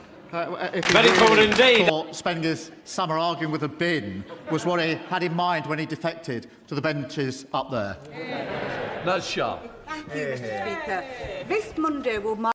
He's almost said it with his eyebrows there, the Reform douche, but pretty much admitted defeat. just see that quickly again. We'll get very quickly to the end after this. I wonder that's if he really thought spending his summer arguing with a bin was what he had in mind when he defected to the benches up there. Yeah, it certainly did backfire. Oh, this is amazing. Can't believe this is happening. This is like a politics World Cup in a way. Thank you, Mr. Speaker. This Monday will mark 10 years to the brutal rape and murder of my constituent Samia Shahid in a so-called honour killing. Can I first thank the Prime Minister for all his leadership on the agenda for ending violence against women and girls? And can he join me in reaffirming the UK's commitment? Well, it depends in which country, unfortunately. Killing in the name of so-called honour, not just here in England, but across the world. Well, can I pay... By which I'm obviously referencing the UK's complicity once more when I mention the countries concerned. Heartfelt tribute to her for everything she has done to campaign and draw attention to this issue, and the very powerful and personal way in which she argues it. And when she spoke in this House earlier this year, it was compelling for all of us, for all the right reasons. And I thank her for that, and I know she will continue to do so for many, many years to come, and right so, and thank her. Alison Bennett. Thank you, Mr. You again, me again. Yeah, about the fox. The fox is, that's not Lawrence Fox. That's the one in the costume, is it, as well? I think. Might be standing in Clacton. But last time out we saw that sort of candidate in Makerfield. Obviously it's a protest candidate against fox hunting, of course, which I fully support. Being dead against fox hunting, any sort of blood sports whatsoever myself. It is an excellent thing to campaign for, however, I do say on this occasion, you know, stand aside for the bin. I'm sure that you can get Count Binface to take serious action against fox hunting, so yeah, every vote might count. It'd be, well, I don't want to jinx it or anything, not superstitious or whatnot, but let's just get through PMQs. Good point there, though, about the fox. Speaker, I'd like to put on record my appreciation for the hard work of the Prime Minister's ministerial team in DEFRA in tackling the absolute failings of South East Water. But last Friday, 1,200 pupils at Downlands Community School in Hassocks were sent home because they had no water. For those children, for their parents, for their teachers, it was another reminder of South East Water letting communities down. I'm sure the Prime Minister would agree that something as basic as turning on the tap should never be in doubt. So, before new housing developments are approved, does he agree that water companies should be compelled to confirm that they have the capacity to provide a reliable water supply to those new homes? This incident is completely unacceptable, and every customer deserves reliable, resilient services, particularly during extreme heat where there's a risk to public health. The Water Minister has met the company's leadership to demand improvements and will follow up in that way. Whereas, Mr. Speaker, even GB News is now admitting that with small boat crossings down more than 40% this year, the Prime Minister's strategy to smash the trafficking gangs is working. With the costly fiasco of the Conservatives' Rwanda scheme long behind us and our relationship with our nearest neighbours and friends in France rebuilt, does the Prime Minister think that now is the time to establish a safe and legal route between Planet Sigma 9 and Clacton? Prime Minister. Well, Mr. Speaker, I am pleased that net migration is down 82%. Small boat crossings are down 40%. The asylum backlog is down. We're closing asylum hotels, and we deported 70,000 people with no right to be here. That's what this government's delivering.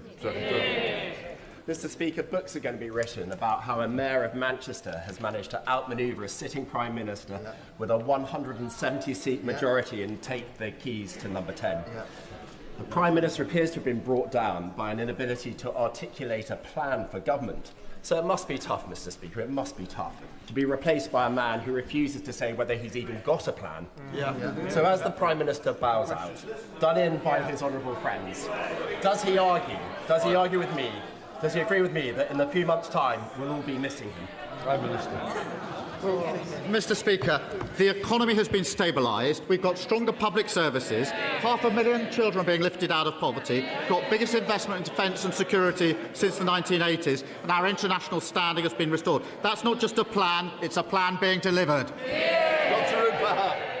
And that's a double the there. Prime Minister yesterday on being Finally, recipient of the bit of Légion action. d'honneur medal, and also on the Public Office Accountability Bill.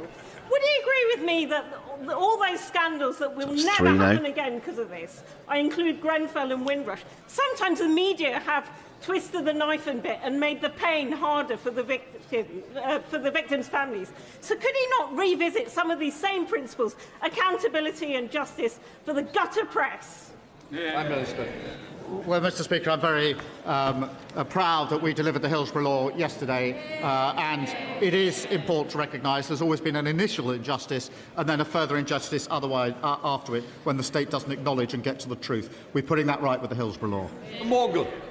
Thank you very much, Mr. Speaker. After 16 years of Conservative administration, Shropshire Council's finances were left in a disastrous state. Now, after an LGA peer review praised the Lib Dem administration for making significant strides since last May, that difficult financial situation remains. The Right Honourable Member for Makerfield has promised Manchesterism for the rest of the country, but will the Prime Minister join me in urging him to remember... It's not a fucking thing. Believe me. It's not... Yes, Manchester's a unique city, culturally. But Manchesterism is not sort of a political model, transferable, cut and pastable, or even doable on a macro scale across the country. I'm getting sick of the word already, and Burnham's not even got in. I think there's going to be plenty more of that to come the next who knows how long. Remember that the rest of the country doesn't all look like Manchester, and rural areas need a fair deal too. Prime Minister. Mr. Speaker, she's right to raise rural areas, and that's why we put record investment into our local authorities and into our NHS across the country, including in Shropshire. Joanna Baxter. Thank you, Mr. Speaker. My constituent and Scottish football superfan, Craig Ferguson, has just returned home after working for 108 days across 3,000 miles in the United States to raise funds for Scottish Action for Mental Health. He's raised over £1 million. I know this is an issue the Prime Minister cares very deeply about. Can I thank him for his leadership? And will he join me in congratulating Craig and everyone who supported his actions to raise money for mental health? Well, can I join her and praise and pay tribute to Craig? That's a bit I of a believe there's a trek. famous Scottish song about walking 500 miles and then another 500, but to surpass that is an amazing achievement. We all pay tribute. Forster. Thank you, Mr. Speaker. We've all enjoyed watching England's success in the World Cup in the last few weeks. As his last act as Prime Minister before he leaves office, will he agree to grant us a bank holiday so we can celebrate England's win? Prime Minister. Well, Mr. Speaker, It's your fault as well, you jinxed it. Whoever the fuck that grey suit was. Careful not to tempt fate and jinx the result. And I'm fucking hell. I assure you, I've not seen this before. Skin's crawling. So I found myself in agreement with Keith. That's what happened. Arsenal and England sport, and I've watched many games, agonising moments. But, Mr. Speaker, on the question of the bank holiday, he should ask me again on Sunday. Yeah. Tactics. Mr. Speaker, second time. 40 minutes of agony. The Prime Minister won't need reminding about. The Prime Minister won't need reminding about Arsenal's success in the Premier League last season. Yeah, you're supposed to pretend that you're talking through the speaker, not that no one else ever looks around ever. So you're supposed to look at me. Have you never done this before? I'm a professional, you know. And my right honourable friend, the member for Makerfield, won't want reminding that Everton, unfortunately for him, came 13th. But what neither of my right honourable friends may know is the UK finished 20th in the Corruption Perceptions Index, well within the relegation zone. At the Prime Minister's request, last week, the Ethics and Integrity Commission produced a comprehensive set of recommendations to tighten up rules around lobbying. In light of recent stories around the leader of Reform UK, does he agree with me that these recommendations... Well, can I pay tribute to the Commission and their work? The work of strengthening our democracy Really wants to just get this over with. Continue. Could you just we're in the really fuck off now, really fuck the fuck off now stage. Susan Berry. Quick. Make it quick. And I would like to wish the Prime Susan Minister Berry, well and make it in quick. what he does next. The future of communities like mine in Mid Dumbartonshire is uncertain. No prefix, just the question. Where hyperscale data centres are set to be built. These large data centres in Scotland's planning system could demand more power than the whole of Scotland needs at its winter peak. Well, that is a good Can point. the Prime Minister assure my constituents they won't find they are fighting for electricity during the cold winter days? Prime Minister. Renewables. We've got to go with renewables. Mr. Speaker, it's very important that we have all the resources we need to provide the energy we need and to bring the price of energy down, and that is what we're doing. Right, final question. Right. Carolyn Harris. And we can wrap this whole 2 years. 2 years, people, for doing this. My right honourable and very dear friend. Oh, don't start for everything now. he's given to our party and our country. There were few who believed we could make the changes needed to bring in a Labour government after the general election of 2019 when he became leader. This is But today, no, because of come his on. service and his leadership, What is children this? are growing up in a fairer Britain. We stand tall on the world stage, and every day we've seen his decency and his courage shine through. Can I thank him and his wonderful family on behalf of me and my family for their cherished friendship? Oh, And I am piss certain piss everyone off.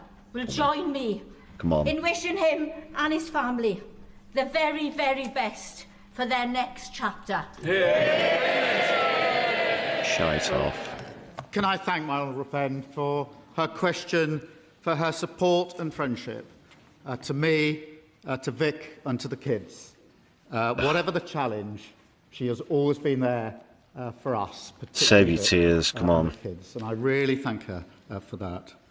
Mr. Speaker, this will be my last answer from this dispatch box. Yeah, get on with it.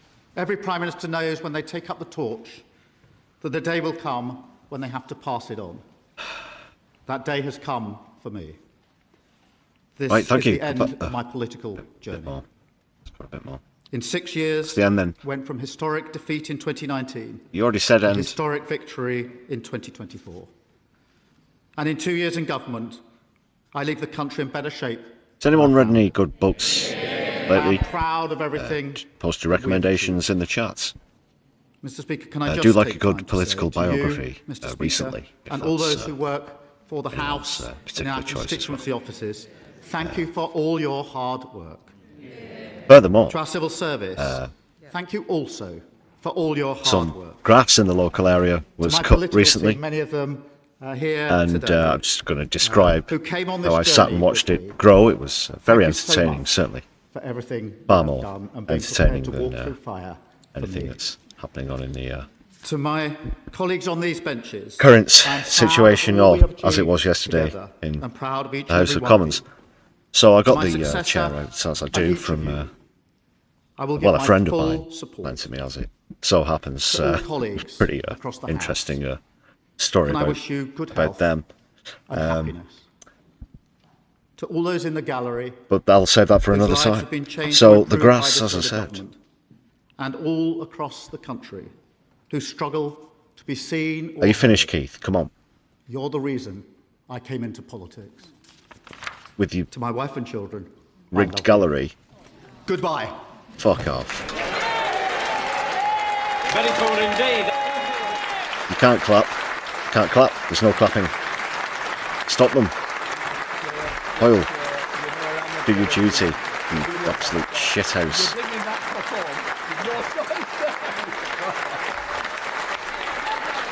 if they can clap, then Zara Sultana can show pictures of kids that Keir Starmer's had a hand in killing. How's about that? Oh, this is awful. You can't clap. Yeah, do your fucking job.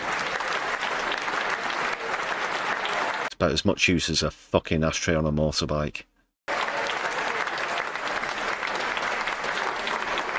Can I just say... Can you just do your job? Fallen,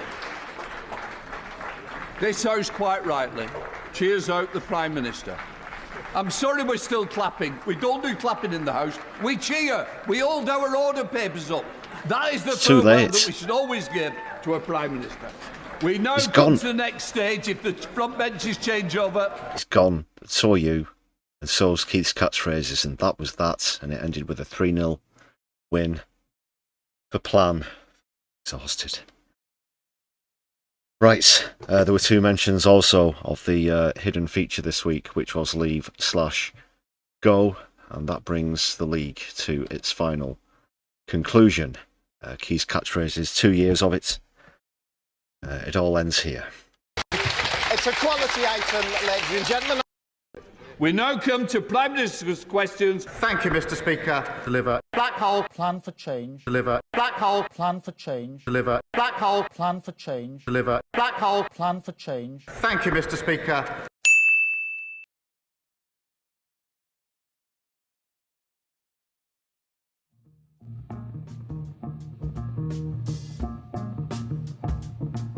Ooh. What a ride, what a journey. I guess congratulations again to the champion security once more. We are working on a suitable replacement. But do share your thoughts on that final PMQs with us in chat. I would like to not spend one more moment thinking about it myself personally, and we'll get on with other matters shortly.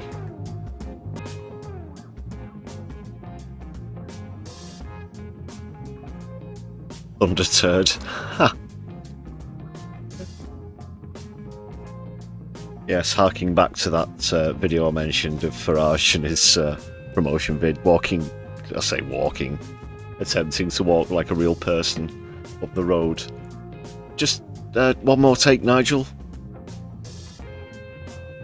Just literally pretend like you're gonna go to buy some groceries or whatever down the pub for a pint of bitter, like you tell everybody about all the time. Lump-de-dump-de-dump-de-dump, human being. What an incredible tosser.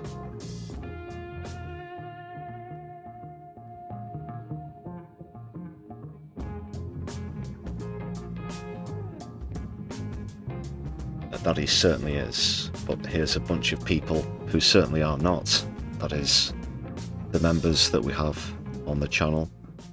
Of course, really appreciate all of your support and help that's got us towards 6,000 subscribers now, as we celebrate that milestone this evening. However you choose to contribute though, whether it's gifted memberships, super thanks, super stickers, super chats, the Buy Me a Coffee page, which people are still regularly donating to, thank you very much for all of those. As well, please do give us a share on your social media. Don't forget, if you're watching on a phone or a tablet, when you hit thumbs up, which I'm certain that you're going to do, it might prompt you to contribute some hype points. So please do that. It's completely free. YouTube tops up your hype points regularly. It just gives us a great boost on the algorithm.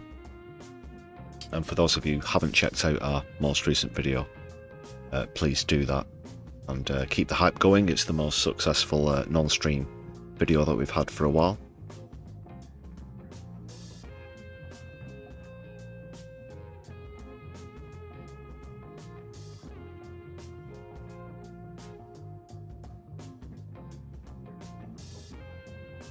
With that, you might have guessed we are getting towards the end of the stream.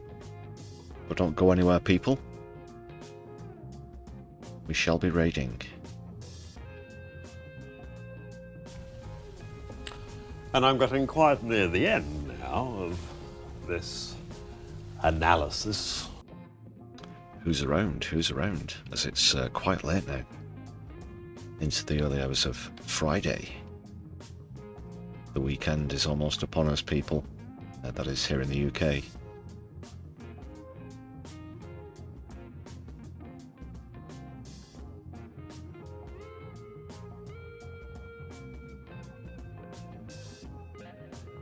Got this space across in the US, so we can cross over there. Right, that's all locked in. Do stay around for post-ending shenanigans on the raid, of course. Just make sure you triple check you've hit thumbs up as well as we part ways. Thanks for all your contributions in chat. It's been great to see a nice busy chat this evening as well.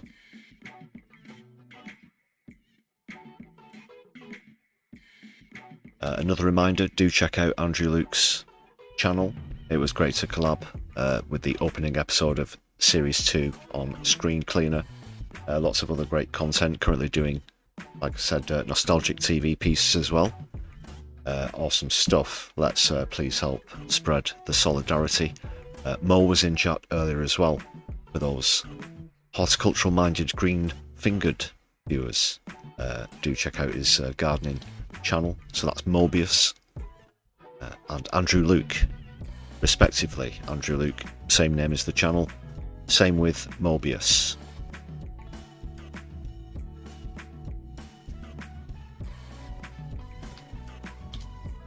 Because we do like to give solid plugs to good people on the channel. And with that said, we'll get ready for the raid. That's all from me and the 6K special here on the Brews at 10 on my left eye. I've been your host, Lefty. It's been wonderful to be here and share that celebration with you this evening. So power to the people, free Palestine, Lebanon, Sudan and Yemen. Don't let the bastards grind you down. Don't watch the news, be the news. My left eye, we'll be seeing you soon. Good night.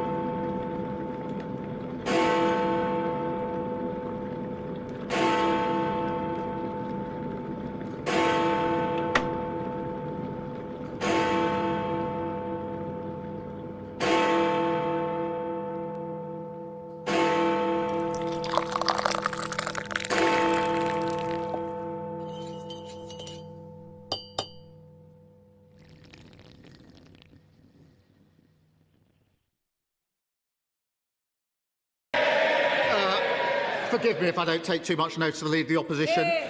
For 14 years, they broke our welfare system, lost control of our borders, presided over the biggest fall in living standards on record, broke the economy, prisons, the NHS. I could go on and on. No wonder she and they are totally irrelevant. The change delivered by this Labour government, the biggest upgrade in workers' rights in a generation, delivered. Renters' Rights Act, delivered. Record funding for our NHS, delivered. The fastest growing economy in the G7.